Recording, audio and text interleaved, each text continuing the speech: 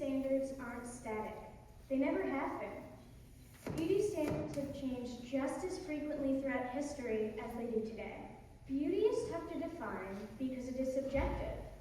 So in this talk, I'm referring to particular beauty standards, the visual ones.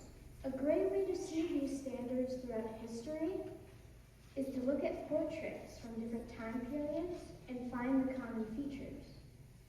Commonly, the painter altered the person's face slightly to fit the standard, kind of like our filters do on our photos today. A piece of beauty that isn't really talked about but is a necessary component is hygiene. Modern hygiene practices look different from historic ones, but they serve the same purposes. For example, most showers weren't put into most homes until the early 1920s. Instead, you'd do a bathing bath. You'd have a bowl of warm water, soap, and a washcloth. Instead of shampoo and conditioner, you'd have pomade and powder. The pomade would go in your hair first as both a hydrator and to give the powder something to stick to. And then the powder acts like our modern day dry shampoo, where it absorbs the oils and sweat, and when you brush your hair at the end of the day, it chips off, leaving you with clean hair. In the Victorian era, hygiene was commonly associated with morality. Now, this opens up the whole can of worms that people who work dirty jobs are less moral. The poor, the young, and general minorities tended to do these jobs, so it turned into a classism issue. Speaking of class, both rich and poor practiced hygiene. Sure, it may look a little different, where the rich may have an expensive perfume in their pomade, or more decorative bits like lace and embroidery on their shifts, while a poorer person may only have rose oil in their pomade and a plainer shift. Shifts serve as underwear. Both men and women wore them. They would be changed a minimum of once a day.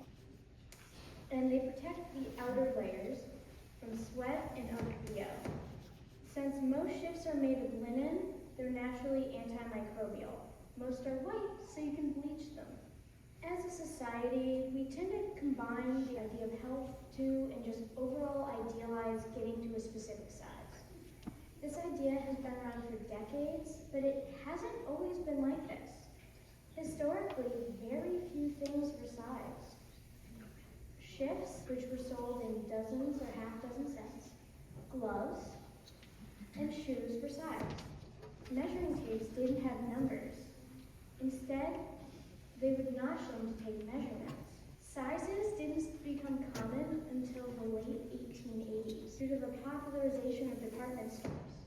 Now I'm not talking about your modern day Macy's where you walk in and pull something off a rack. Instead, there were mannequins around with different styles on them or images in catalogs. You would walk up to a counter, tell the person there what size you wanted, and then they would measure you, go in the back, and decide what size they think would fit you best based on that style or brand. Commonly, these stores also had alteration departments within them, so they could be altered to fit you.